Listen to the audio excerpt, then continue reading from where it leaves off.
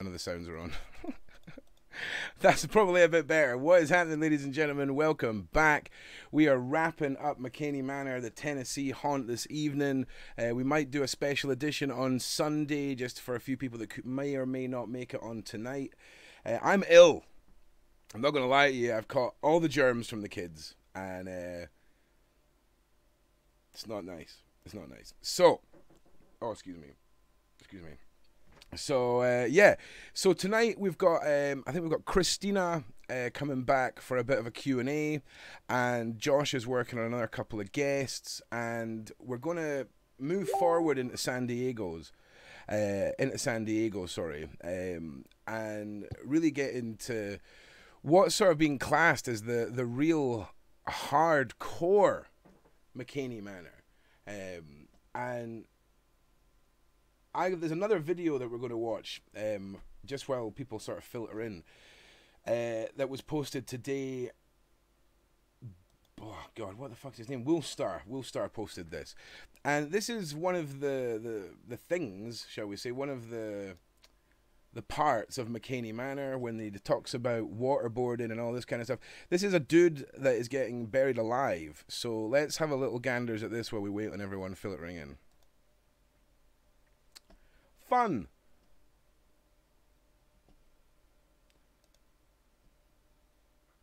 Man, come on, everybody. I know it's late, but we're not done yet. Chris isn't done yet. Are you done yet, Chris? Oh, well. Not done by any means. Stretch your imagination, are you? I think you're a little nervous right now, Chris.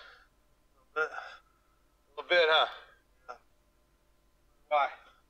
Okay, do you know what? I'm just going to skip it, right? Because we don't need to fucking listen to this shit. So basically, he's in a fucking hole, and he's got a burlap sack over his face, and old Mr. Mckamey decides to just, like, wallop. Get that on your face. Like that? No. I'm going to fill up this entire little device right here. Fill up this entire little device right here. Have a good time, Chris. Matt, can you monitor stream quality, mate? Man, no yep, I got an eye on it. Nice one.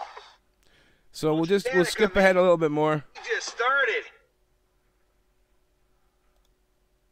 No, I don't like that. Okay, stay put. Tell you what I'm gonna do. No. Who's your buddy? No. Who's your friend? Who's your friend? No. And I just want to say that who's your buddy, who's your friend.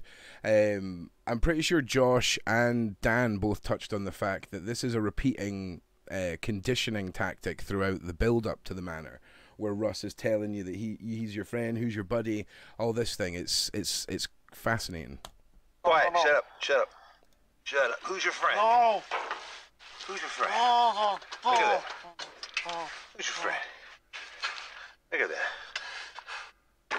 Oh, get your head over that way. Get your head over there. Like, that's fucking crazy shit. He's got, in saying that as well, he's got a cage over his head, he's got the burlap sack. I mean, I can see how that would be horrifying and terrifying and all the rest of it, but, you know, I can see where, you know, some elements of not making it so that anything's pressing against your face and all that have been put in place, but still fucked up. I mean, really fucked up. Matt, what do you think about the old simulated buried aliveness? You know what? Like, certain things he says when he's like, who's your buddy, who's your friend? Even if you jump back to other videos when he was waterboarding people, he kept saying, are you laughing at me? Are you laughing at me? Like, he would get into this. Hang on a second. I think he's like continuing now with the burlap sack. No, I can't do it. Oh, yeah. Oh, shit. No, I'm freaking out. You're not freaking out. Did he just say he was done? And Russ was like, Yeah. Don't be making sounds. Don't make any sounds. You're fine. oh, it's a tire. You completely. It's a tire over the top of him. No, I can't do it. Oh, you have to quiet. Be quiet. No, I can't do it. Be quiet. No, I'm freaking out. You're not freaking out. No. You're fine. No. You're fine. You have hours and hours to go, Chris. No. You wanted to come here, Chris. This is really fucked. Like, I don't really know if we should be watching this, if I'm being honest with you. Like, that is really fucking disturbing. Like, he was, I mean, don't get me wrong, if there's a safe word like fucking pineapple, then fucking just say pineapple. Do you know what I mean? Do you know what I'm saying? Like, if you can say stop and he's communicating, if there's a safe word, say it, but he is verbally saying stop. Like, so why does he keep going? Like, why does he keep going? That, I mean, I'm not being funny, but that was really fucked up. Like, yeah, that's really fucking messed up. Just give me a minute. I'm just going to go and check on Josh and everyone else. I don't know where we're at right now. Just give me 1 second. But I don't know how you guys feel. I'm quite looking forward to going back to the San Diego part of this whole story and really seeing what went on there. Because seeing some of the videos, seeing some of the images that came from that time period, that is the most shocking and what is clearly the most brutal, you know, era of Mckamey Manor.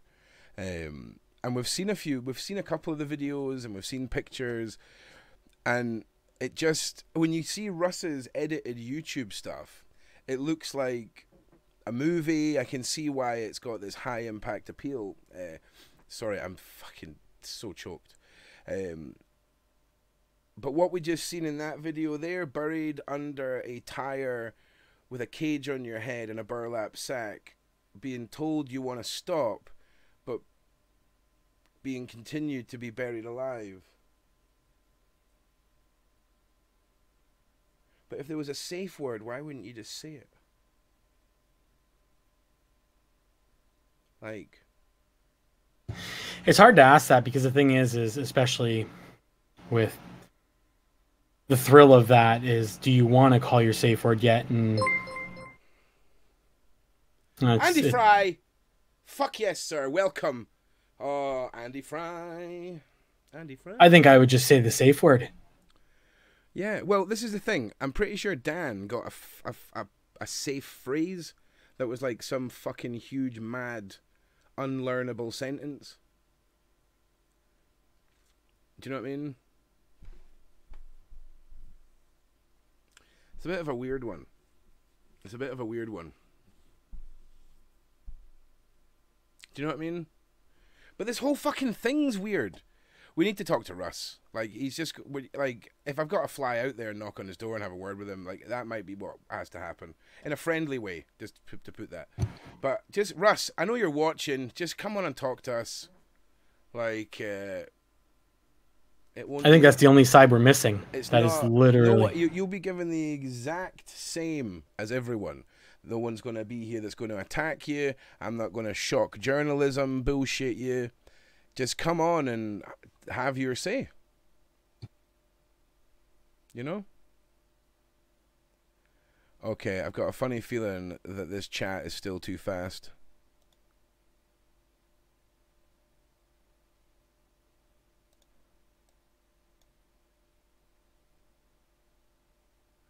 Okay, yeah, alright. I'm gonna just try and slow it down a little bit.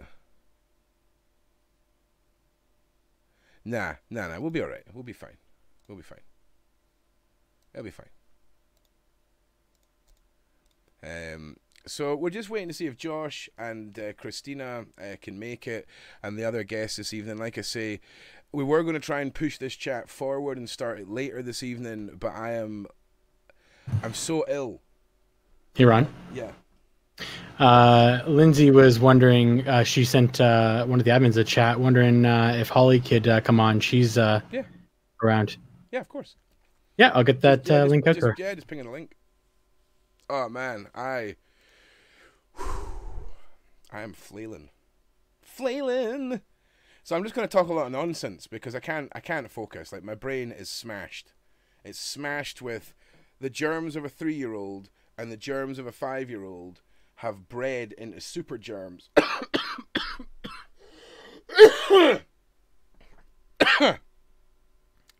Have bred into super germs and are taking hold of me. But with it getting close to Christmas, you should consider for your loved ones razor wire, the starter set. You get a bunch of one-shot energy crystals for your shaker, and I'm just shamelessly plugging because we're waiting on people. So, hey Matt, tell us about Pops. Actually, my Amazon box just arrived. Go and get the box, son. It's right here. There we go. We're just killing time. I'm sorry. We could talk more. Why don't we take some like things from the side chat here? And if you've just joined us, I'm ill. I'm so sorry. Whiskey razor wire. That's all you need. No whiskey. Is, oh. I swear to God, I'm gonna tell you this whole story. Story time with Ron, right? So I think I must have been about 18, just turned 8. How old must I have been? No, 16. Underage drinking Ron, right? 16 years old. Been out at the pub, went back to our friend's house for like a little house party, and for some reason, someone thought it'd be a good idea to take a whole bag of like frozen chicken nuggets and put them in the oven. None of us were competent enough to do this. And I swear to God, oh God, my stomach goes all fucked up when I talk about this, right? But we drank 2 bottles of Johnny Walker whiskey between 3 of us, and oh hang on, oh God, I can taste it, and then I can honestly, it really traumatized me, like, and then we must have. Okay, that's about as far through that story as I can get. Like, You good?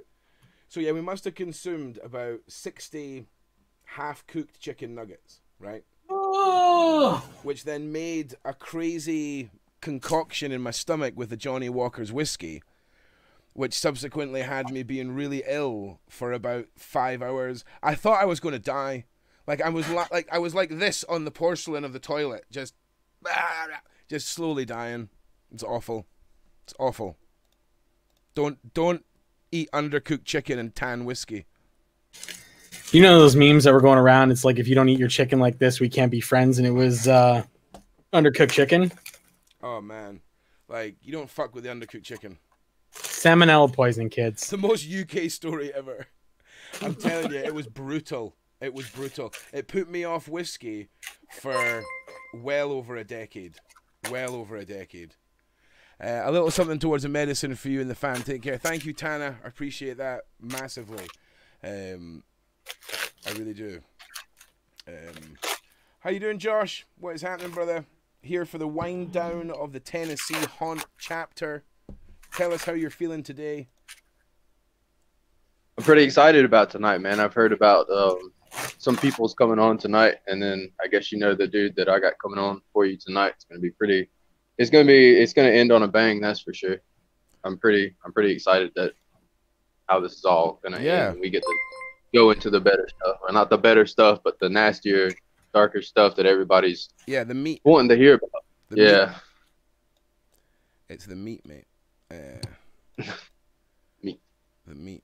So let me just frame you. You guys get up with Holly. I heard Holly's wanting to come on. Yep. I'm just waiting on everyone coming in. It's the usual, just timelines and all the fucking craziness. You know what it's like, mate. You're doing a good job. Tell me about it. Listen, plug your shit. Plug my shit? Oh, my fucking Facebook group. Oh. Yeah, so anybody who wants to come fucking interact with all these crazy fuckers that you've seen on this series, we have a Facebook group called Mckamey Manor Exposed, Truthers Reborn. That's my personal page. You can catch Dan and pretty much everybody, Christina Buster, pretty much everybody that's been on this show is in our group. We feel like we got a pretty decent community. A lot of people that don't feel comfortable talking publicly come and talk publicly in our group. So we got a lot of good stuff in there for you guys to check out. Yeah, nice. Just want to say thank you, plug. Sarah Jane, for sending that chat over. That was awesome. Thank you very, very much. Yeah. So I'm, like I say, I think we've come such a journey now. Do you know what I mean? We really have pushed this, and I'm looking forward to the next part of it. I really am. I really am. I just feel like Dan and yours example of the onion is becoming ever more relevant, if I'm being honest. And I mean, it only gets worse. I don't know. I don't really want to say the name like publicly about who we got coming on for the San Diego thing, but that's gonna be nuclear. That's gonna be literally. I mean, they gave me the okay that there's nothing off limits, that they're gonna come and talk about absolutely everything, and it's gonna be absolutely wicked. Spicy, mate. It's a spicy meatball. Yeah. Oh, I'm very excited for that. Look who's fucking here. It's part of the Oh, duo boy. themselves. What is happening, sir? What's going on, people? What's going on? How you doing? All right. All right. What is happening? Of came in course, to see what's- Shrek, part of Shrek and Fiona, we met them last night. Locals, the Taco Tuesday trio, part of the normal side of Russ McKamey's life. That, to me, was a refreshing and fascinating section last night. I'm not going to lie to you. Like, since the start of this, I've been joking about no one's come forward like, oh, I play cards with Russ on a Thursday, or, I walk the dogs with Russ. And when you came on and were like, we went to Taco Tuesdays with Russ, I was like, fucking hell. This is crazy. This is fucking crazy. But how are you doing? How are you both doing today? Doing all right, man. Doing all right. I was, it's funny that you say that because I see so many pictures of Russ, and he's always got that goofy smile that, is a picture smile. And was digging through some photos that I had, and there was one that we took one day when I can't remember whose tour it was even, but he just had like just a normal straight kind of, not really a smile, just a normal look on his face, and it just seemed out of place for him, Trying to pinpoint Russ's emotion, I think, is difficult at the best of time, because I think 90% of Russ is what you see in the videos, and then you've got this honeymoon version of Russ, which I think you guys experienced and his partners experienced at the beginning of it, where he can fake normal, if you'll excuse the terms. You know what I mean? Yeah. Neither of you two seem like idiots or people that would allow anyone to take advantage of you. You seem like normal people. You know what I mean? And it's crazy. It's crazy that you had that window into his world, It's crazy that you had to help him out and give him somewhere to sleep and all the rest of it.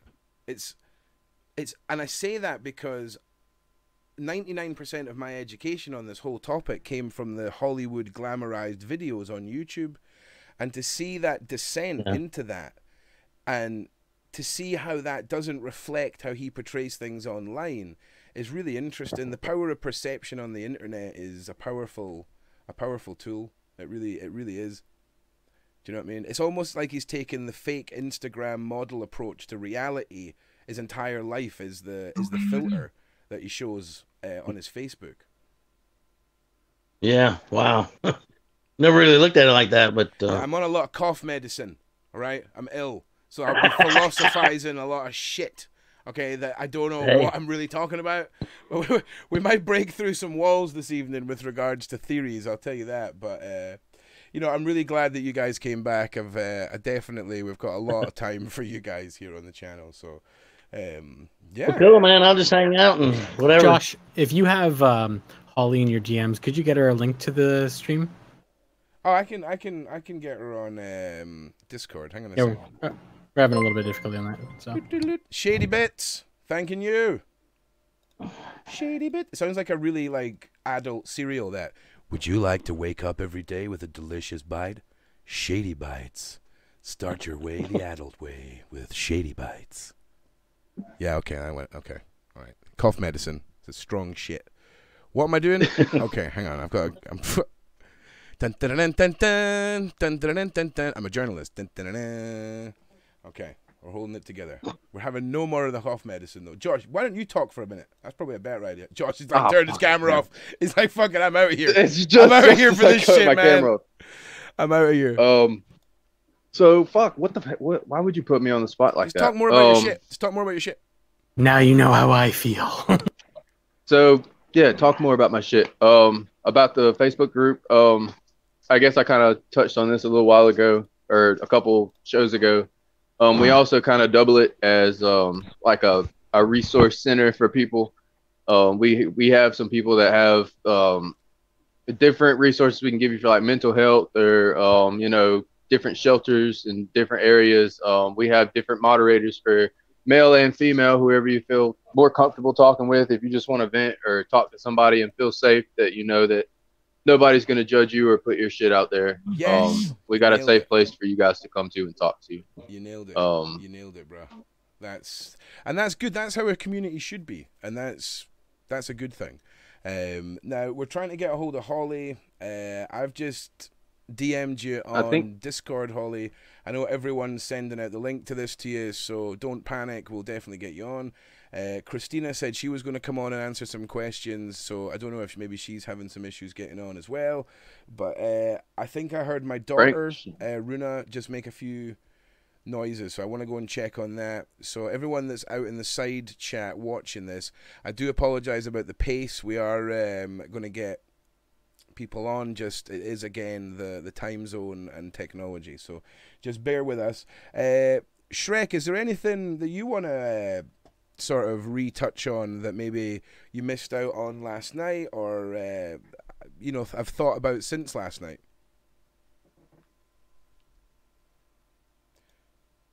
Don't just say no, Shrek. Don't just say no.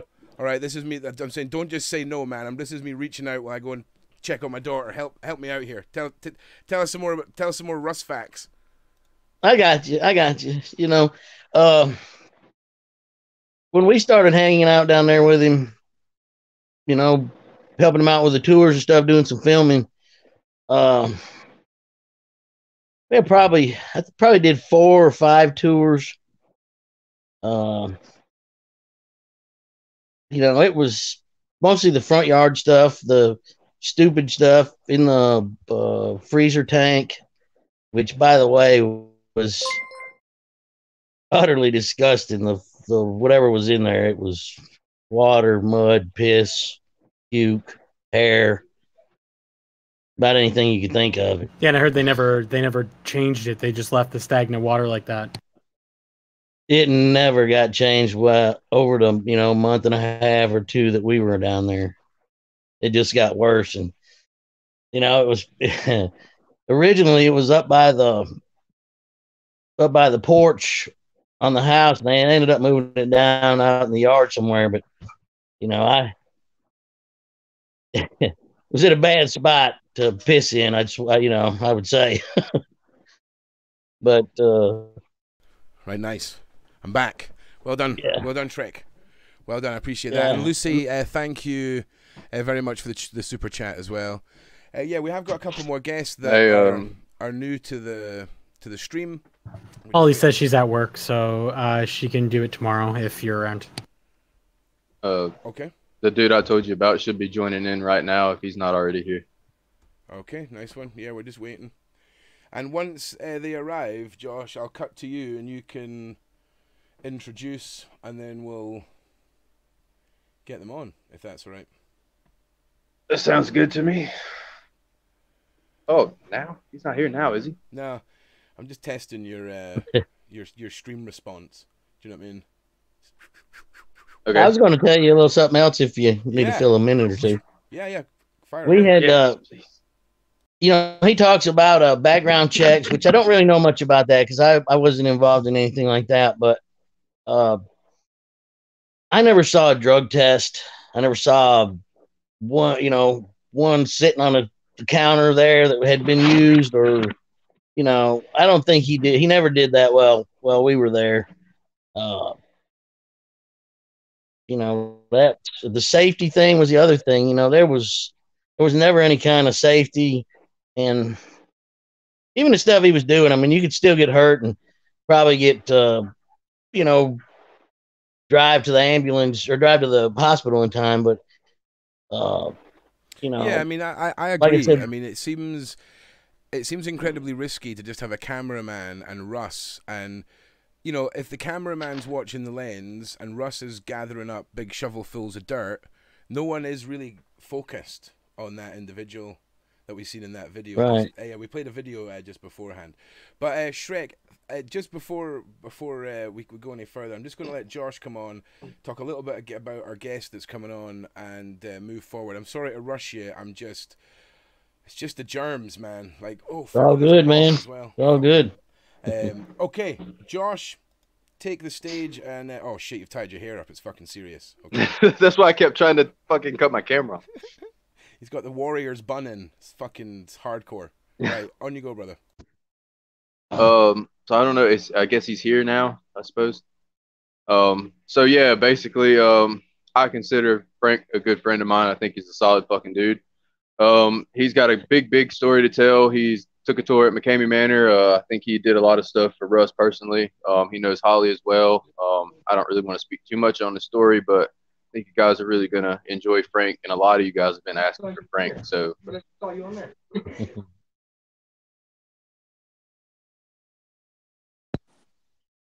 Good. How are you? Hey, Frank. Very well. What's Well, happening? Thank you for coming and Shrek. talking to us. I appreciate it. I know it's hectic with times, and I think you've just had some big family news as well, so congratulations there, and finding the time and all the rest to come and speak with us is awesome. And your beard is fucking amazing, so thank you for coming and joining us. And what we do with everyone, Frank, is we just sort of let them introduce themselves and just imagine nobody knows who you are, and just tell us how you fit into the Mckamey Manor saga. Yeah, absolutely. So basically, well, first of all, I apologize for not getting on a little bit sooner than I anticipated and wanted to. We literally just got home today with a newborn baby boy. His name is Kane Arias. Congratulations. Congratulations. Get a lot of love in the side chat, please. We got home, just a couple hours ago. So it was kind of short notice, but it kind of long overdue at the same point. So, yeah, I mean, my story's a little bit, it definitely fits into exactly what you guys are talking about in terms of the past couple of weeks. But I know Russ personally, man. I mean, I was the Chris, I guess you could say, for a long time. Even before, Dan Truelove kind of jumped in there and took the reins for a little bit. But like, I know Russ personally. I know some of his personal stuff, and there was a couple of moments where he had some personal breakdowns where he thought I was going to divulge some information, some personal information about him, in terms of his childhood, which is totally not true. And I'll get into that. You guys can ask all the questions you want. I'll answer them truthfully and all that stuff. Yeah, I think we're gonna because technically Russ is a survivor in his own rights with regards to his childhood. We kind of steer away from that, totally just so you just not that I'm saying you were going to divulge anything. It was just more as a pretext for the side chat, because I'm sure there's going to be a lot of questions. But if Russ ever chooses to tell his story about that era or of his life, that's totally up to him. But yeah, so why don't you tell us? Because for us, it's fascinating. I know for me, when you meet someone who knows Russ, the friend, who goes through that stage of being a buddy, and I mean, is that what your relationship was like at one point? Did you have that sort of closeness? Can you tell us a bit about that, and where did it go wrong, just in the personal relationship, and then we can get on to tours and the meet after. But if you could tell us a little bit about that. Well, I can tell you exactly kind of where it started. I mean, let's skip ahead of the tours. So basically, before I even did my tour, he told me, "Hey, listen, I have a good feeling about you. I trust you, and you see, like, I just have a good read on people, and I do too. Like, I'm a very good judge of character, and I'll get into that. That's kind of like why I quit when I quit during the tour. And we'll get to that. But I'm a pretty good judge of character, and so was he. I mean, I'll give him that. He is a good judge of character. The whole thing is basically where this all kind of shifted was when I started working for him directly. He contacted me directly after my tour and said, "Hey, I think you're a great fit. I need a right hand man. I need someone to help me book these tours. I need someone to help me ask these questions and interview these people. I can't do this all by myself. I can't do this with just Holly. It's too much." And I said, "Yeah, man, no problem. I'm all in." And at that point, I was. Um, so at that point, I mean, I'm kind of starting from the ground up. So if you guys have okay. questions, I mean, No, you guys can Yeah, don't worry, because it's a very weird interview format when my guests and I meet live on the show, and it's difficult to get questions together and things like that. So don't worry, Yeah. take your time, and I know Josh will have some questions maybe, and there'll be some questions out in the side chat. Yeah. We'll get to all that, but just don't rush yourself. It's all good. You've got all the time in the world. The platform's yours, and like I said, Okay, it's just interesting to kind of hear that normality side of Russ. Like hearing about Taco Tuesdays with Shrek and Fiona was like the most ridiculous thing that you've ever heard for this evil villain in this saga. Do you know what I mean? So having windows into the normality section is really interesting. So if you want to touch on that more, feel free to do so, or just talk about it in your own way. If you need to jump back between points, don't worry about that at all, Frank. I know it can be mind-boggling when you're asked to pull information. The brain just doesn't want to play. So yeah, no, there's a lot going on there. I mean, basically, I mean, I can dive into it, and it could take an hour, it could take 2 hours, it could take 3 days. I mean, there was just so much going on. Basically, what happened was, he said, "I need a right hand man, and you seem like a great fit, and I trust you. You came in, you did a great job, and."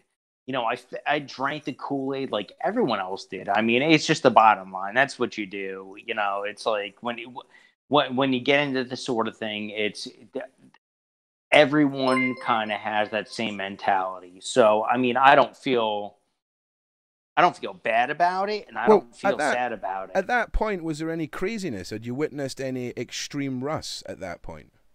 Not extreme, no, but there were some red fucking flags, man. And my red flags were these. And again, this is getting into some personal stuff, and I don't want to go like crazy deep into it because you guys have already dipped into it. And I've stayed in the background. I haven't said anything. I've been very quiet. I've been patient.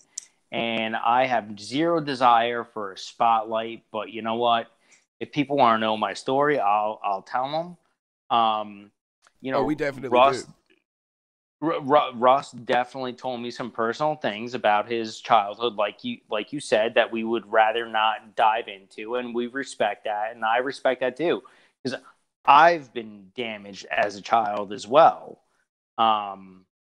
So it's kind of difficult to go into, but at the same point, like you almost have to come above that, or you have to let it destroy you. And I feel like it let him just fucking annihilate him to the point where he had me create a questionnaire for the contestants to ask them 42 questions long. And I know that number because I created it. And I could send it to you and whoever else with some wild fucking questions like, are you into baby diaper play? Are you into BDSM? And listen, me and my old lady, we just had a baby. Like, I'm not afraid to say, like, we're into BDSM. We like to have fun and we like to do some kinky shit. Hey, that's But just when you normal, start, brother. That's just normal. Okay, don't you worry about that. Exactly. But when you start asking about baby diaper play and dressing up as a child, like, that was a red flag for me. And I was like, okay, something is fucking very weird here. And it just didn't strike me normal at all. Did he ever mention it from a therapy point of view, or was it from a fetish point of view? It was almost... The only reason I ask is there's a lot of therapies that go on in the UK, and I'm sure in other places, for childhood abuse victims, and some quite intricate role plays where it's childhood situations are acted out, and it's bizarre. It's not, listen, I'm not saying I'm comfortable with that shit. I'm just saying it exists, and it's the same with some of the therapy that goes on with rape victims. Well, let me just say this. It didn't make sense until I won't say a time frame. It didn't make sense until I found out the truth. That's all I'm gonna say, because the truth could have been fucking a month ago. It could have been a year ago, 2 years ago. I'm not gonna say that. It didn't make sense until the truth set in. Okay, so and can you elaborate more on the questions? And then, when you say the truth, are you referring to when you found out about what happened in his past? Is that what you're referring to in that, or is there something else you're referring to? No, totally his past. Yeah, totally. Okay. Totally. And like, I'm gonna respect what you're saying and not really we don't dive have to into that, because it's a delicate a delicate subject, you know, obviously for anyone. So. Yeah, absolutely. But I can understand. I can understand what you're saying when you say things may have fallen into place once you learned about that and all the rest, because we deal with a lot of survivors here, and there is stigmas and all the rest of it with regards to that. So, can you tell us more about the questions? Tell us more about sort of after you'd done these questions, and who were these getting sent out to? So, a lot of these questions, well, all of these questions were going to future contestants. I mean, it was awkward for me. Like, I literally sat there and said, "Are you fucking kidding me?" Or like in my head, I'm like, are we really going to ask these people these questions? But while you're drinking the Kool-Aid, you're sitting there thinking, okay, that's kind of normal, because you want to make sure you don't have some fucking psycho and pedophile. And I'm saying that lightly. I'm just going to say that right now. You want to make sure you don't have someone like that, of that caliber, going through a tour and like getting off on this shit and like, into weird stuff. I get that. I totally do. But for the questions to come up the way they did, it was very odd for me. And it didn't really strike me as odd until I had left. And he can tell you whatever he wants. I left. I mean, he basically disrespected my family. He totally just shitted on people that were good people, and basically just said, if you're not going to go by my rules and my beliefs, then you're a scumbag. Well, guess what, man? I have certain beliefs too. I'm not sitting here calling Ron a scumbag because he believes in something. I mean, that's just not the way this world works. So that was the break. That was the break for me. I was like, you know what? We're all equal. We all have a freedom of speech, a freedom of mind. We can do whatever we want. And that was really it. And that's when I really got into it, with who this guy really was. Do you think Russ? It was alarming. Do you think Russ? We don't have to mention what kind, but do you think Russ has got predatory tendencies? 1,000%, man. Based on what I know and what he's told me, 1,000%. I mean, and this is not coming from. And I have the voicemails, man. I'd be happy to share them. I mean, at this point, I don't really give a fuck. I mean, I'd be happy to share them. Yeah, I mean, that'd be great. The guy has literally told me, I'm a 13-year-old boy trapped in a grown man's body, and I don't know what to do. That's fucking scary, man. That is fucking scary. And it's sad. It's you know what? I take that back. It's more sad than scary is what it is. And he needs help. I think it's definitely sad, and I think it's scary on all levels for everyone involved if that's genuinely how he feels. Because totally. It's scary. And just imagine Holly. Like Holly is sitting there, you know, and. Like, I just want to step back for a minute, man, because a lot of people have this misconception of this live feed that they saw of Russ and Holly crying, you know, about what Frank the hater was going to do and what he was going to talk about and all this shit, and say, you know, that Frank was going to divulge all this information about their Russ's childhood. Dude, totally not even fucking true. That was like the least thing on my radar, because you know what, to me that's personal and I've been abused. So I would totally respect that, and I would never do that to someone. What I was going to do was expose him for the fucking phony that he was and let people know exactly who he really is in terms of the manor and it being real and all that shit. Had nothing to do with child abuse. So what he did was he got on this big live feed in front of, fuck, man, it had to be thousands of people, saying, oh my God, you know, Frank's going to fucking tell everyone all of our dirty secrets about us being abused as children. And we just wanted to be the ones to tell you first. Guess what, douchebag? You did that on your own, not me. Like, I wasn't even coming close to that. So for him to do that, he literally spilled his own fucking beans and sparked a small fire, a small flame of concept and thought of, well, something's going on here, and you know, maybe he's got some issues. I didn't do that at all, and I would never have done that. So that's really on him. Do you think Russ seen that as an opportunity to finally get that information out and have someone to blame for twisting his arm? Do you think it was all just another manipulation tactic?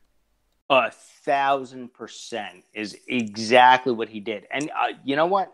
I can't give the guy a lot, except for being a total fucking scumbag and loser and just like bottom of the barrel piece of shit of the earth. The only thing that I can give him is that he is a master of manipulation, but it's only to the ones that don't know him. And it'll take some time and it'll get there. But like these guys like Chris Smith and, you know, Taryn, I don't know how to read the fucking kid.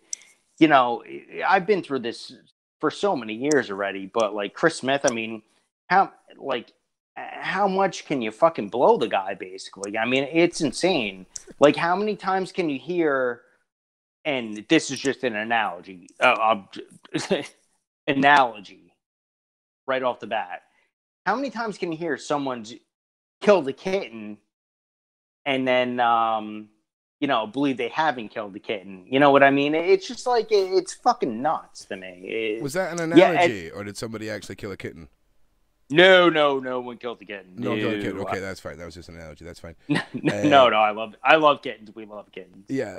Now, just for my own reference, was this in Tennessee, or is this in Tennessee, or is this in San Diego, where your story really starts off? Is it Tennessee or is it San Diego? No, this is Tennessee. This is Tennessee. So yeah, that's fine. Yeah, that's what I thought. Yeah. So I wasn't involved until Tennessee, really, and. So just to give you a little bit of background on where I come from. So basically, this may or may not get emotional, but I'll try and rip through it as quickly as possible. But it kind of ties into exactly where I'm at right this very second. All right, bro. We got you. My fiance and I were expecting a little girl, and we were 9 months pregnant and lost her suddenly. And they basically have no rhyme or reason why we lost her. I had to watch my future wife give birth to my daughter and see her coming out not breathing. And we took a couple of months off and went on vacation. And I'm on vacation, and I'm like, I gotta do something to fucking push my, because I'm a very extreme person, and I gotta do something to push myself. And what happens is I contact Russ, and he sees it as an opportunity to say, okay, this fucking guy, he's emotionally not stable right now and very persistent. So this is a great candidate for what we need here. And that's what happened, man. I mean, there's no sugarcoating it or whatever. And here I am today with my newborn son as of less than 24 hours ago, or just over 24 hours ago. But they, he took advantage of that, and he wanted to capitalize on the emotion that I had at that time. And I went in. I mean, I was there 13 fucking hours, man. I mean, I don't care what you're doing. Yeah, I mean, I'm doing everything they asked me to do for 13 hours. But I will tell you this. The breaking point for me was when they duct taped me up, Russ drove me around, and I could tell, man, I mean, I'm not a stupid fucking guy. And Josh will tell you this. Anyone will tell you this. I'm not a stupid person. And he literally took me around basically in a circle back to his property. And I laid down on a table.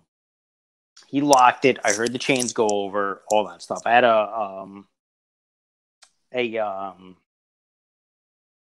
like a receiver on my head, so I can hear what's going on. And he whispered something real creepy to me and said, "So, Frank, can you hear me?" And I said, "Yeah." And he goes, "You said you were a good judge of character." And I said, "Yeah." And he goes, "Do you think you're a really good judge of character now?" And I'm telling you, man, the way he fucking said it, and I know I'm a good judge of character, the way he said it set me off so sick to my fucking stomach. That's when I called it quits. It had nothing to do with anything else. Yeah. It literally fucking scared me because something just triggered me to fucking say, you know what, man? I had enough. Like, I don't know what's gonna happen, but this guy just totally fucking creeped me out. And it's like a dog when the postman comes to your door, and it's someone that hasn't been coming to your door for a while. Animals are a good sense of character, and it rubbed me the wrong way, man. It really did. Yeah, I think that would get in anyone's head, but I think with Russ, he is the master of all of this illusion. And if when you're a good judge of character and you hear somebody's tone and voice snap and change like that, you must have been shitting yourself to quit after that length of time based off of just something that you're hearing through your headphones. It was a light switch. I mean, Yeah. it literally was 13 hours of fucking eating whatever the fuck he had me eating and running around and flipping tires filled with water with a fucking barrel on my back and doing stupid shit. And, it was like a light switch went off. It was like, okay, now it's time to play for him. You know what I mean? So that was scary. But in the meantime, what you guys don't know and what you guys won't see is the downtime. So The downtime was a lot of Russ yelling and screaming, which he'll never put out there, and Holly running a fucking camera, and she literally turned the camera off at one point and said, "Do you see what I have to deal with?"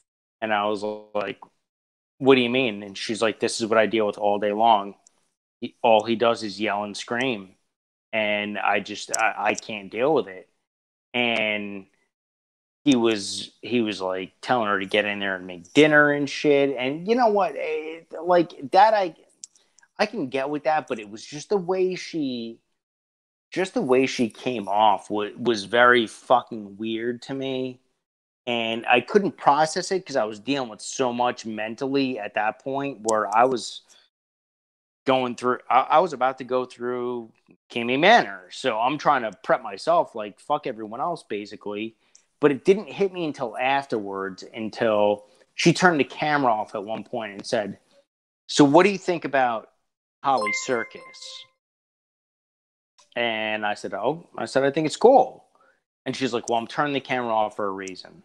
I'm like, "All right, what's up?" And she goes, Russ thinks it's really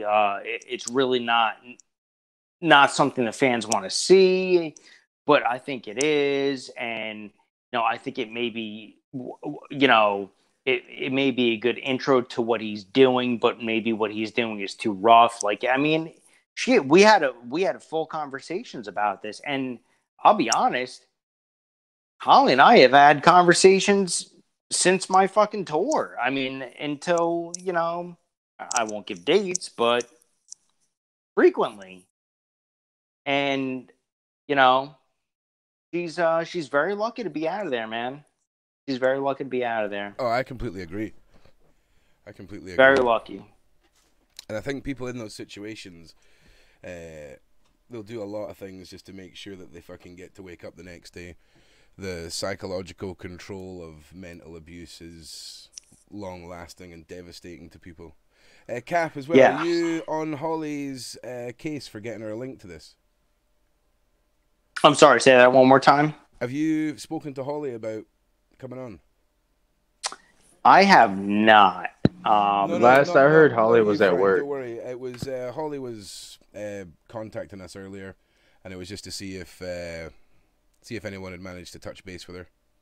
Yeah, I have not. I'd be happy to, for sure, even if it wasn't tonight.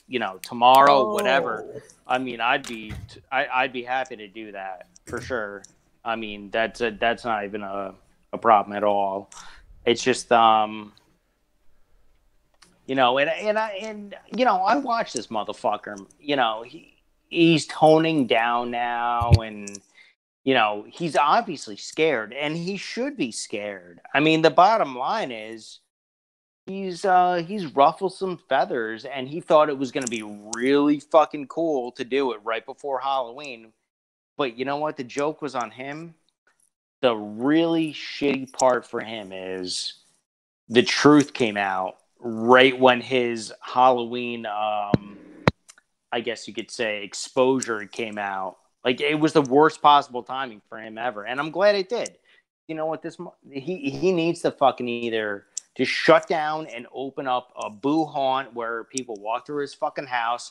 And even at that point, I wouldn't trust him with anyone, whether it was an adult or a kid or a fucking dog.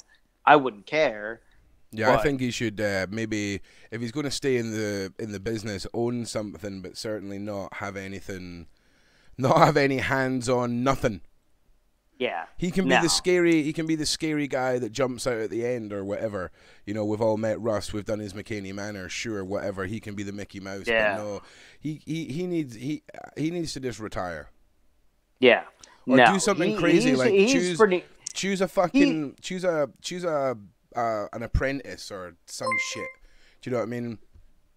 He's pretty much done, man. I mean, at this point, I've been in contact with Aaron, one of his moderators.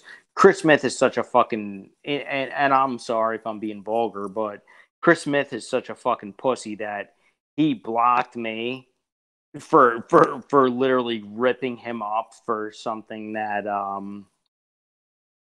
that I should have ripped him up for, and he was like, he just didn't want to deal with me. Well, guess what? A lot of people don't want to deal with Russ's shit either. So you know what?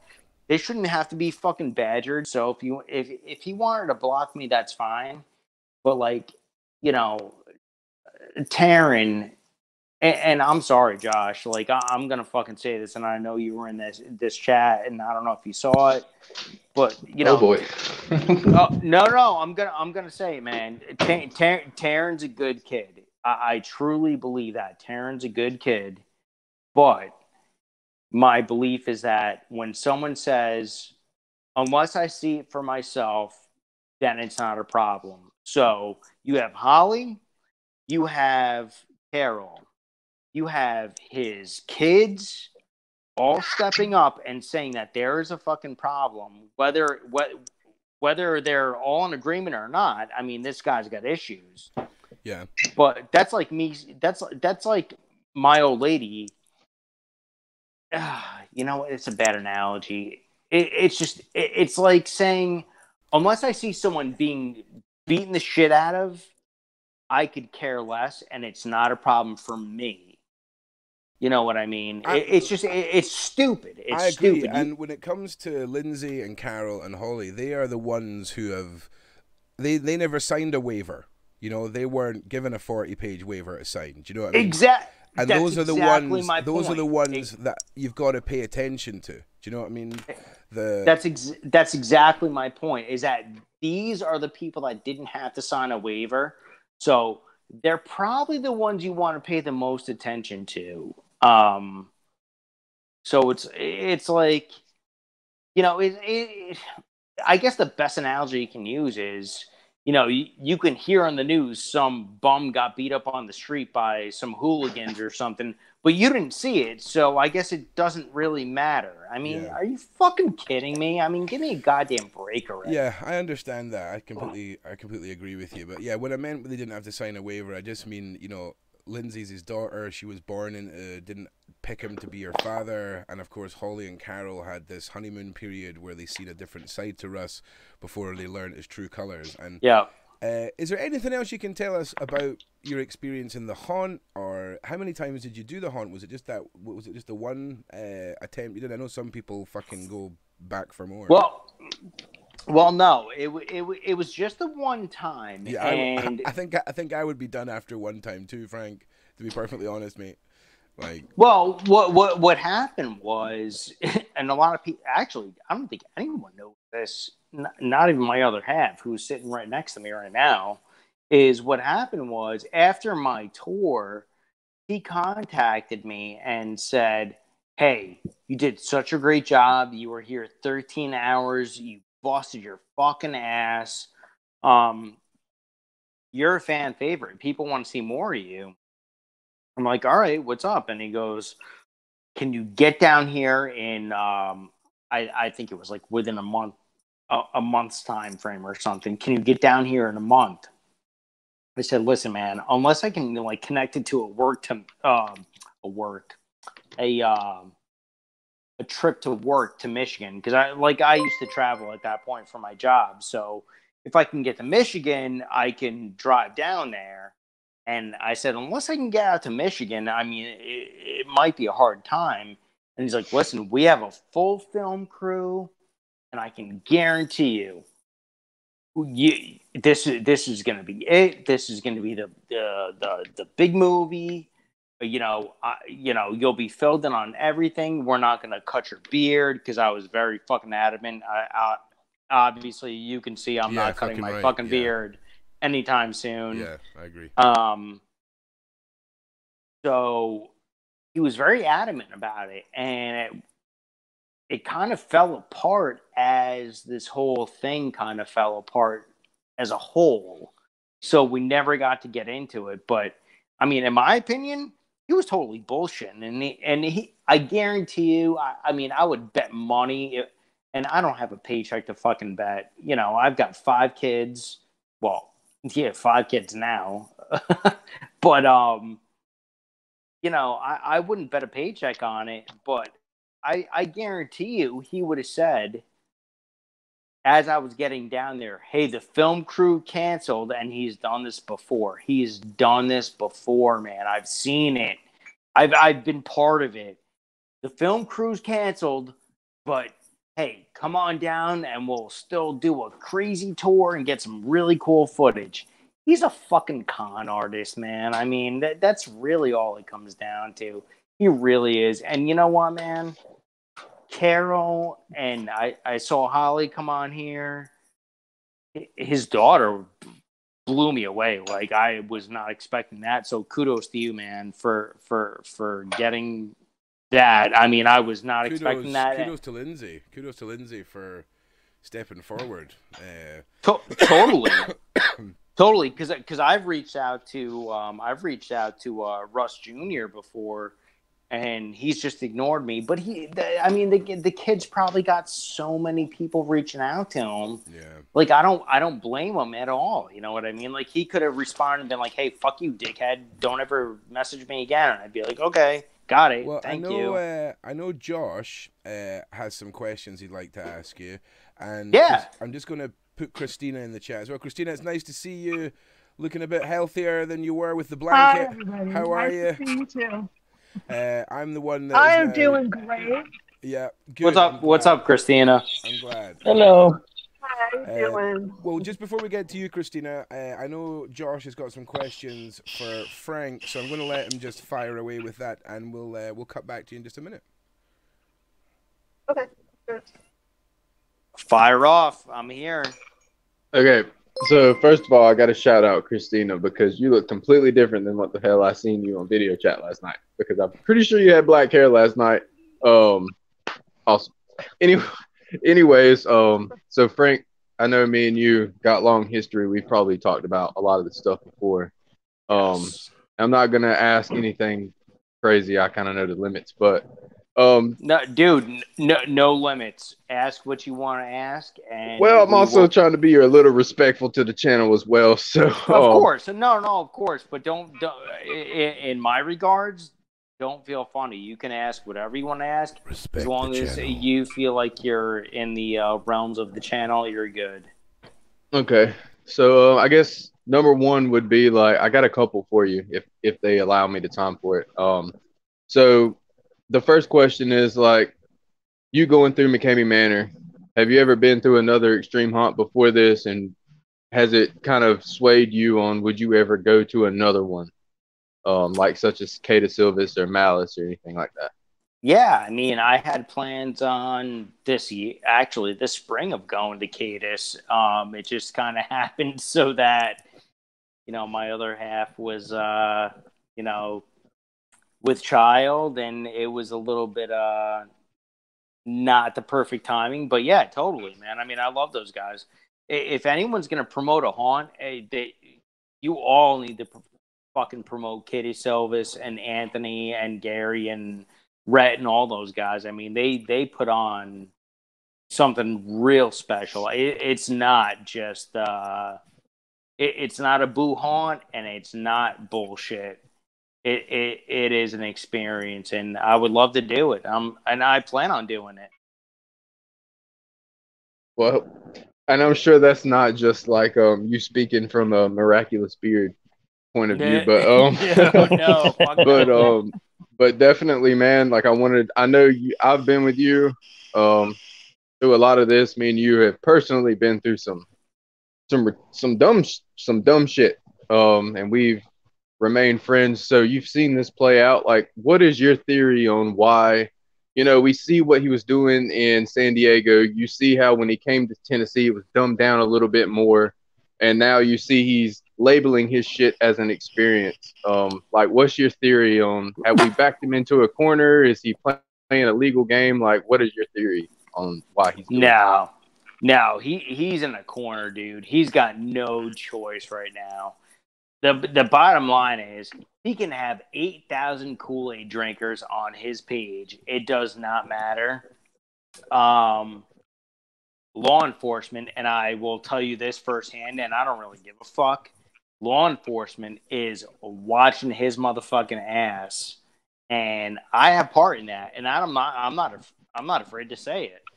I've been in touch. I've given everything that I possibly can. I won't go into detail what I have given. A lot of it you guys have seen or heard or whatever, but you know, I work actively behind the scenes, Josh, and you know I'm very smart. I don't want a spotlight, but the point is, this guy has got to get leveled at some point, and what he's doing is, first of all, not legal. I mean, his fucking contract. My 5-year-old could write a fucking contract more legal than his. I mean, the misspellings alone. Second of all, he's waterboarding people. That's just a sample. I mean, I'm just going to give you a quick sample. He's waterboarding people.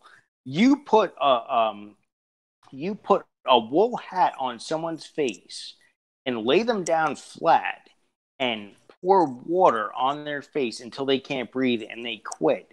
That's water. I mean, look up the definition. If you are a fan of any sort of his and you're watching this right now, look up the fucking definition of what waterboarding is, and he does it. I mean, it's just insane to me. It's insane.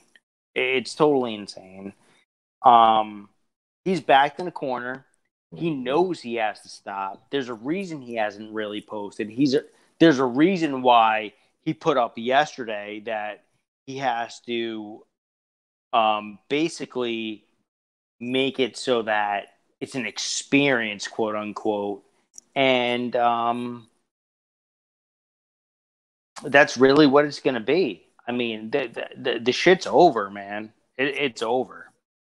So why do your personal opinion, like, why do you think Russ does what he does? Like, what do you think his end game is with what he was doing in San Diego, what he's doing in Tennessee, what he's going to do next, and why he is not trying to defend himself or acknowledge these videos and this web show, period? Like, what is your honest opinion on that, man? Dude, that is a question I was hoping someone was going to ask, and if I was going to guess, it was going to be you. So I'm going to say that he gets off on it, dude. He gets off on it. Based on what I've been told, and I will not name any names, and you know I'm credible, Josh. You know this, and I won't go any further than that. You know I'm credible. This man gets off on it, and he's listen. Before I even go on to that, we all get off on shit. You know, we might be into BDSM. You might be into hair pulling. You might be into fucking watching goddamn Bambi while you're having sex with your significant other, whoever it is. Doesn't fucking matter, man. But I can tell you this, based on what I know and what I've been told and what I've heard from his mouth and just connecting the dots, this sick fuck gets off on it. And that's really what it comes down to. So he's being forced to tone this down big time, as he should, because you know what? It's not about that. Listen, the bottom line is when Frank Cogliando is contacted and says, hey, I need you to make a 40-question fucking questionnaire for the future contestants. And one of them is, are you into baby diaper play? Like, don't you think that's uncomfortable for me? I mean, I'm a father of 5 as of today. I mean, I was like, what the fuck are you talking about, man? And until I got to speak to some other people, I won't name any names, but it didn't make sense, and now it makes sense. And I mean, I hate to cut you off, and I don't know how much time he wants me to sit here and ask questions because I know there's somebody else sitting there. Yeah, but, no, you can go for another 5 minutes. Let's go. Okay. So I'll just wrap it up with this. Frank, I know I can personally vouch for the questions thing. I know me and you had personal conversations about this. The questions that you're talking about were the same questions that I was asked. And if Holly comes back on, hopefully she can remember our phone conversation. But I mean, I was asked things to the point of, was I sexually abused as a child? What's my Yep. favorite horror movie? Like, the baby diaper stuff. Like, I mean, there were some very awkward questions in there that I did not feel comfortable asking or answering to even my most personal friends. No. It's very weird, that questionnaire was very weird, and I hope Holly elaborates on that. I really do. No, and the whole thing with that questionnaire is it's funny, man. I have it actually written up on my laptop, and I would be happy to show you guys the date of the email that came to me from Holly from Russ's email saying, "Hey, these are the questions we want to ask. Can you put it into a Word document and we'll deal with it?" There's a date and a timestamp on that, and I have that. I mean, I'd be happy to share that. Regardless, it doesn't matter. It's very odd behavior, and you have to question it. And that was the start of me really questioning what was going on. And Ron, if I can just take another 2 minutes, I just want to explain one other scenario that absolutely. really. Feel free. Okay, so this situation really triggered me in a very serious way. So what happened was we were dealing with a contestant that had been abused, and he had admitted it to me and said, "Hey, I had been abused as a child," and I expressed that back to Russ, and he's like, "Hey, well, you have to report it." And I'm like, "Well, what do you mean I have to report it?" And he's like, "Well, if you don't report it, you're fucking just as guilty." And I'm like, "Well, I'm like, wait a minute here." I'm like, "I've been abused as a fucking kid here, and like you're putting this on me now, and this is like guilt times 20. Like, I mean, how could you do that?" So he basically put it on me. It was a very odd thing. And I said to him, he goes, "Well, this is wrong, right?" And I said, "Of course I know this is wrong." And he's like, "Okay." And he hung up. So he called me back. I mean, Ron, I'm not even kidding you, man. Within 20 seconds later, called me back and he's like, "Hey, what did you mean? Of course you know it's wrong." And I said, "Well, of course I know it's wrong. I mean, like, to abuse a kid. Like, I mean, I was abused. I mean, I get it." And he's like, "No, no, no, no. You didn't mean it like that." And I'm like, "Yeah, I did." I'm like, "I don't know what the fuck you're talking about, man." And he goes, "Well, you're saying it like you know it's wrong. Like, you're saying that I don't know it's wrong." And I'm like, "Russ, of course we both know it's wrong here. I'm saying that, of course I know, I'm agreeing with you that it's wrong." And he's like, "No, no, no, no." So he hung up on me, man. Literally had Holly call me back 10 seconds later. And she was like, "Frank, I need to talk to you. Russ is very upset. I need you to call him back and reassure him that you weren't saying that he was wrong." And I'm like, "Holly, this is fucking crazy now. Like, I'm literally saying that, of course I know it's wrong abusing a child." And she's like, "Yeah, but you don't understand. He thinks in his head that you're saying that he doesn't know that it's wrong." And I'm like, "This is fucking not like, to me, Ron. Like, to me, this was crazy." I was like, are you fucking kidding me right now? I'm at work. Like, this is nuts." So we went back and forth about 5 or 10, 15, maybe 20 minutes. And I'd be happy to share the voicemail with you, man. This went back and forth for quite a bit, and I hung up on him. I hung up on Holly quite a few times. I hung up on Russ quite a few times. And finally, I have a voicemail from Ross, and I'd be happy to go through my old phone and share it with you guys. Yeah, Him saying, if you've got anything at all you're willing to pass over, totally. that would be fantastic. I mean, it doesn't mean it's going to be thrown out into the public, but it certainly help us. But it's something. But my point is, the voicemail that he left me was him in tears, which I felt terrible about. And it was him saying, listen, I'm really sorry about how fucked up my head is. I'm literally a 13-year-old boy trapped in a grown man's body, and I'm sorry. I don't want Holly trapped up in this anymore, and I'm really sorry. Just please don't be mad at her. She doesn't deserve this. I asked her to call you to validate that I wasn't wrong. And that's the fucking truth, man. I mean, I can't make that shit up. I don't know how anyone could, but that's what happened. He's sick. He's sick. And you know what? I hope he gets fucking help. At first, I wished very ill on him because I have 5 kids of my own, 4, 5 as of today. But, you know, it's just, it's sad for someone to say, you know, I'm a 13-year-old trapped in a grown man's body, and I don't know what's wrong or right. I mean, it's sad. That's fucking sad to me. I agree.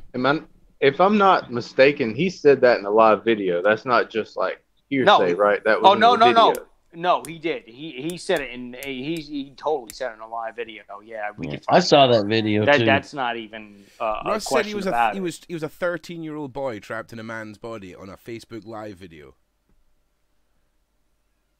with Holly on the video with him. Fuck. Dude, Yeah. Frank and Holly need to be on the same panel one day, just for the people literally involved with this. Like, we need that so much for our souls, because there's so much that's not been talked about out of respect for Holly and Frank, you know, not being on camera at the same time and not being able to facilitate it. But man, it's insane. We're hopefully getting Holly back on tomorrow night. I know Cap's going to try and work. Yeah. And I apologize, guys. Like I've been wanting to do this for a minute, but like literally we've been waiting for this baby to come any day, and we literally just got home 8 hours ago, 9 hours ago now. So, but this was important to me to get this out there and just talk about it. So if you guys want me back on, I mean, I'm totally fine with doing it, and I will. Josh, you know me, man. I mean, I'll give whatever information I have. I mean, I've got nothing to hide here at all.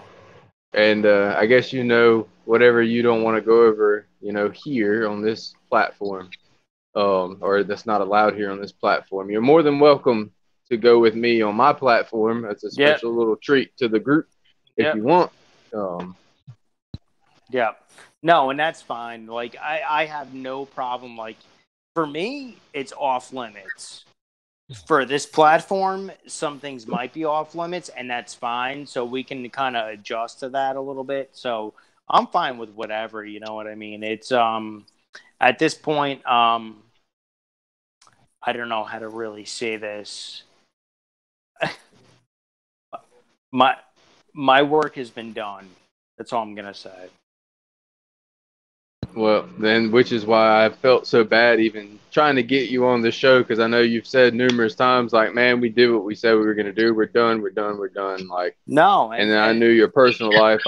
But man, your story, regardless what's been said and what's not been able to be said, is fucking, it's intense. And I wish that all of it could be talked about on this platform, but I understand legalities and all of this shit and needing permission. But man, you're probably the grand finale of this fucking Tennessee shit.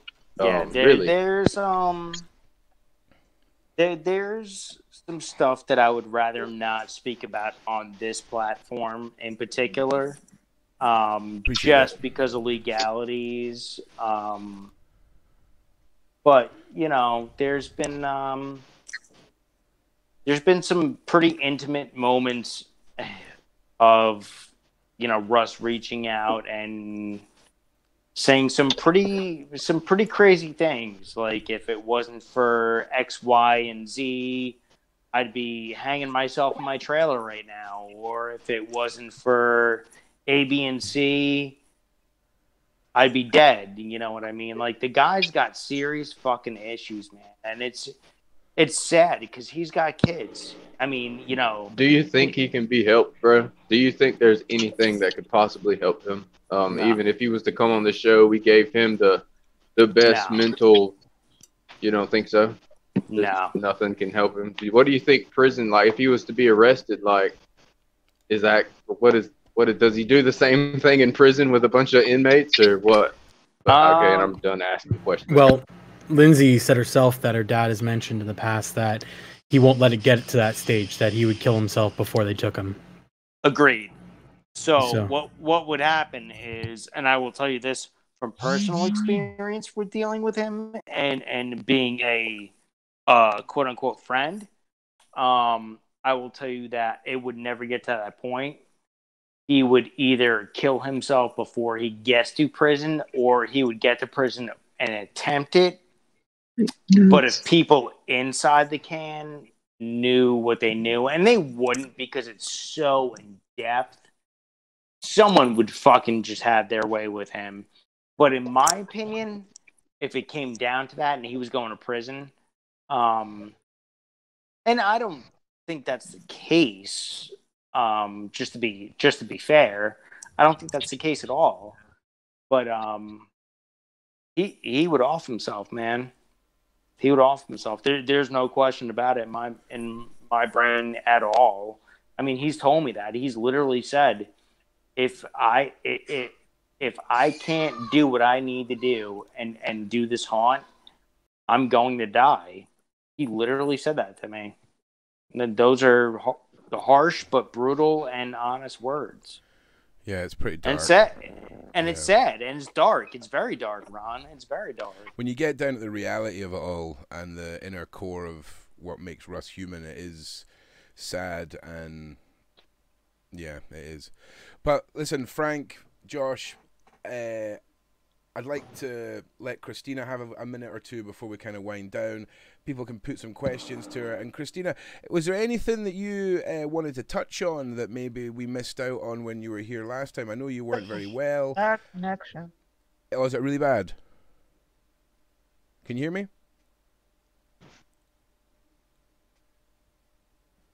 Can you hear me? No? Maybe not. It's all right, Christina. Well, we can try again on Sunday if your connection doesn't work. But I know we can't really hear you right now. We can give another try. Oh, she dropped. Well, Frank, another sort of key player in this whole saga that I know Josh was really excited about getting on, and hearing your story, Frank, it's just amazing to hear another person's perspective that's gone through the many sides of Russ. And yeah, everything you've been through,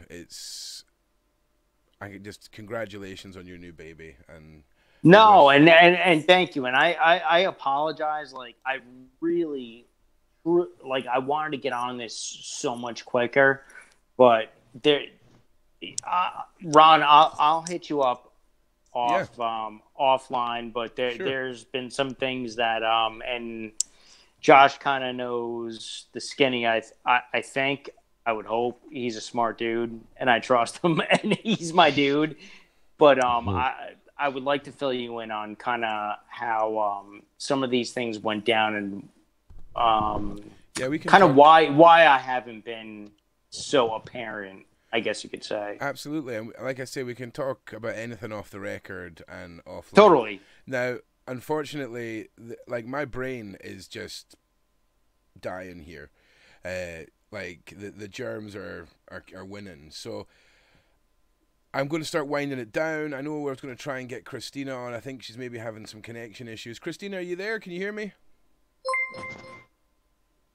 Thank you, Andy Fry. Okay. It's horrible. Yeah, Christina, I'm sorry, you're breaking up. We'll definitely have a wrap up. I can't get on here. Your fucking connection sucks tonight. Yeah, sorry about that, Christina. We will, however, So it is fucking cool. yeah, we will definitely be coming back to a wrap-up show where people who didn't get a chance to sort of finish their stories can come back on. But like I say, I need to rewind this down. I am losing the battle here. So it's 1:10. How long have we been on for? Is this a decent amount of time? Yeah, hour and a half. I think that's good. So listen, I just want to say thank you to everyone who supported this entire stream. They've been really, really behind us, and we're moving into the San Diego phase now. And like Josh has been saying, and I've been saying, we think this is going to be the spicier end of the kebab, shall we say. Conspiracy Cat, thanks for their show. Hope to hear from you and Christina soon. Yeah, absolutely. Yeah, what did you say there, Matt? Can I ask you a question real quick, Ron? Yeah, of course. So, like, I've literally watched every episode and all that stuff. I mean, as far as guests and like plan of action and stuff like that, is it just? And this is just for general public. Like, I think I know the idea here. I mean, I'm not a dull person, but what's your plan of action as far as contacting any or future guests or past contestants? Are you gonna still continue or? Oh yeah, we're moving on to San Diego after this. Tell the San Diego chapter, and then we'll probably do a couple of wrap-up shows where we get Holly and Lindsay hopefully back at the end and things like this, and we just kind of close it all off, and then I'll be doing a video, like a movie about this whole thing, basically. Awesome. Well, I would love to be part of it if you need me to. That's great. Absolutely, that's fine. Absolutely. Just for anybody out there, this is the commonly known as the smoke screen that's gone up. So I'm just letting everybody know we're kind of winding down and chilling out. So yep. Yeah, I mean, absolutely, Frank. I mean, that's an awesome offer, and if there's anything you've got that's never been heard before, that's what we're looking for. We're looking to create a movie that, even though you guys have been through all of this, you guys should be able to sit down and see nothing but new things, new perceptions, new footage, and all of that. It should feel new to even the most like seasoned Mckamey Manor hater, fan, victim, however you want to slide in a buzzword, you know? Yep. Totally get it. Well, I appreciate you having me on. You're very welcome.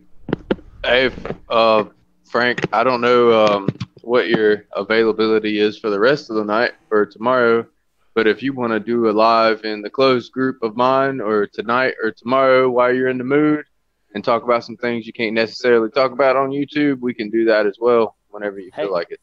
Hey, hit me up real quick, man, because you know what? Baby is fed and sleeping, and life is good, man. So opportunity. You heard it here first. Interview with Frank Cogliano up next. Well, listen, plug it. Yeah. So, if you guys aren't in our closed group, I guess Frank has just agreed to it. We're gonna do a quick little Q&A session in our closed group, Mckamey Manor Exposed, Truthers Reborn. Talk about some things we can't necessarily talk about on YouTube. I allow a little bit more pushy shit. Because I just don't give a fuck. He's sassy. So he's sassy. So yeah, that's what he's come saying. Check us out. He's a spicy meatball. He is a fucking spicy meatball, man. That's it. He's a big old spicy meatball. So listen, everyone that's been out in the side chat tonight, I want to give you a big thank you. If you guys have been asking questions and I've missed them, I'm really sorry. My brain is fried, and we will get back on with you guys tomorrow. And we could be starting off San Diego tomorrow. I'll let you all know. It might be Holly part 2 tomorrow, and then San Diego for the next one. But we'll keep you all posted. But hey, Ron, if you do get Holly on, please reach out to me. I'd appreciate it if I could be part of that at some point. Of course. It would mean a lot. No probs. You'll see what I'm talking about. Yeah, absolutely. I mean, I'm sure Holly would okay that, and I'll let you know what she says. Not a problem at all. Okay. But Okay. listen, once again, thank you, everybody. I'm sorry I'm having to end this a little bit earlier than usual, but hop over to Josh's Facebook. I can actually get a link for that right now and pop that in here. Is that the right fucking group, mate? Yeah, that's the right group, yeah. Right, yeah, there is the link there. Go and check that out. Go and like, and go and check the Unmasking Mckamey after show party stream over at Josh's Facebook page. And thank you everyone that supported the stream. Thank you everyone that supports my channel. Thank you to the mods. Thank you to the guests. Thank you to everyone and everyone that's been. Listen, I'm losing it. So I love you all and good night. Thank you.